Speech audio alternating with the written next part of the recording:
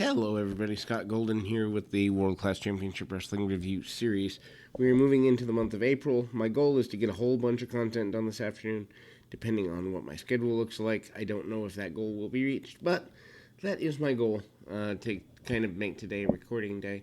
Anyway, April 2nd, 1988 is the order at hand. Bob Bradley and Black Bart. And imagine being a world champion and then going down to a Bob Bradley match.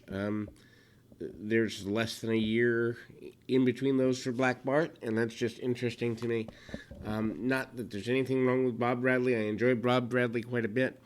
But it's definitely one of those, hey, that's quite a drop. Very basic match. Arm work by Bradley. Basically spends the majority of the time working over the arm. This particular program and the ones that follow seem to be rather dimly lit, and I'm not a fan of dimly lit wrestling shows. Of course, to buy the proper equipment to not have a dimly lit show takes a lot, so I'm sure that I've been on shows that are dimly lit. I'm also sure that if I ever get the chance to run an independent company, I will be criticizing myself in that vein, but it's just notable that they're an international television product and such a dimly lit product too. So anyway, Bart pretty dominant in the later stages here. Hip toss by Bradley, hit the drop kick, cut off by Bart. Bart ends up making his way to the, I believe, second rope on the inside, or actually nope, just a leg drop this time. So used to him doing the second rope leg drop that I had written down he did and he didn't. Anyway, then we go to a highlight series of the Simpsons Simpson Brothers versus Tatum and Victory. Really short there. Obviously, the Simpson Brothers are guys who they're basically this part of the match is a blast from the outside. Simpsons up and over the back, and they get nailed. Interesting that this particular program is only 38 minutes, which is probably one of the shorter. I think there's a 36-minuter in here that I've watched. I've watched all the way up to the beginning of August, so that's why I said hopefully some good content today, upload-wise. Anyway, but the Simpsons and Victory thing, I honestly think the feud went on too long, but it's also because I find that these particular four talents, while they are good in certain areas together, they never clicked with me as something I would have pushed this long, so that's a bias too. Anyway, Simpsons do fire back. Victory and Tatum do manage to fight through quite a bit here, and monkey flip out of the corner by one of the Simpsons.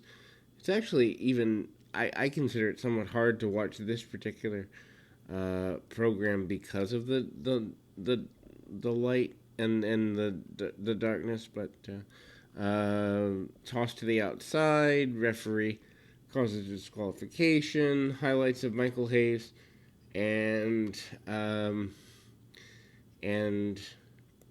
Iceman Parsons up next. Hayes obviously goes head-to-head with Parsons. Parsons, as a heel here, is a bit different. Leapfrog from Michael Hayes is something I never thought I would see. Parsons begging off. They go to the outside, back into the ring, and we see Parsons kind of taking over quite a bit, and he'll cheat his way through. Kick, and then again we see Buddy Roberts and Michael Hayes actually coming to blows, which for that is kind of amazing. Hayes as a babyface, I think, still could have been more done there. I don't necessarily know what else they could have done. Terry Gordy obviously siding with his newer Freebird friends and not Um, not standing by Michael Hayes, which I kind of find odd. I would have had Hayes and Gordy stay together and then Buddy spin off and do a completely different version of the Freebirds, but that's just me.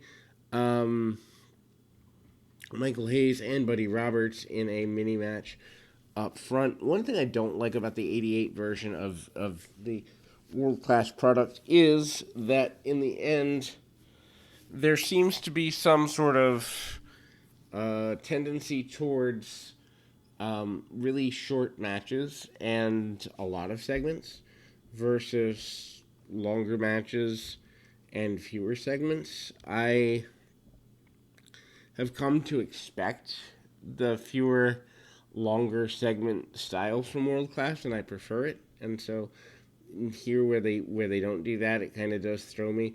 Anyway, Gordy and Hayes are starting at about halfway through the program.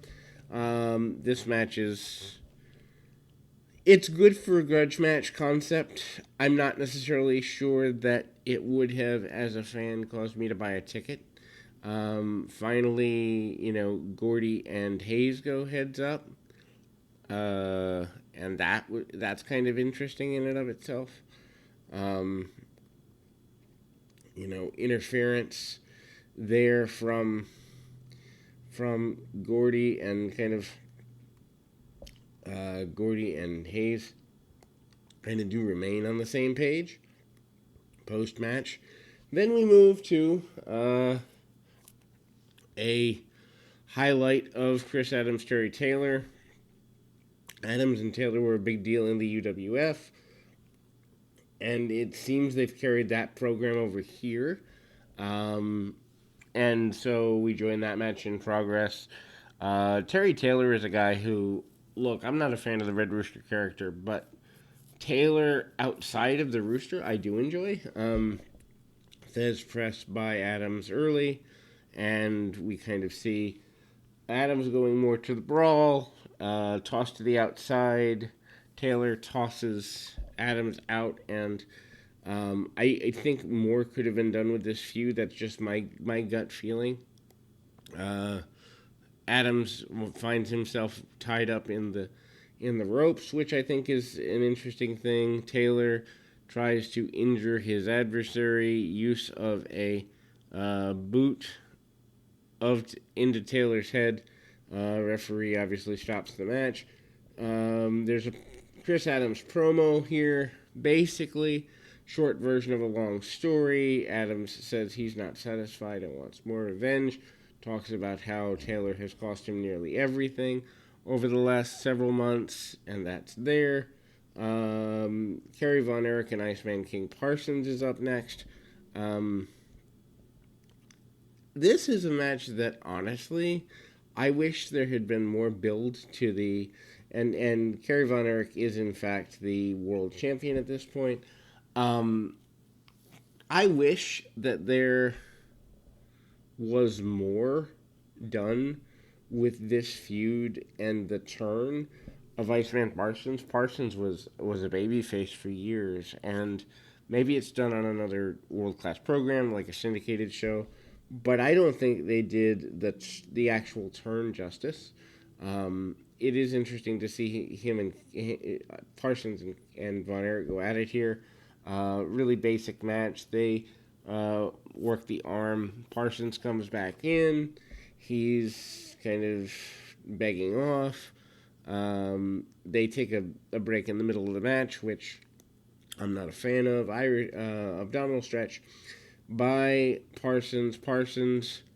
Then we see a figure four.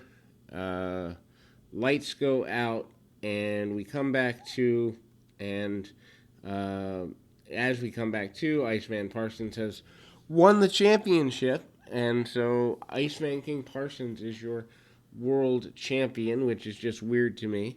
Kerry is out in the middle of the ring, and then we do see Michael Hayes make his way out. Hayes and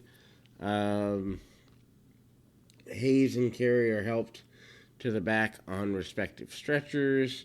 Just an interesting way to push angles here, but we will close with that particular focus. Till next time, keep your feet on the ground, your mind in the moment.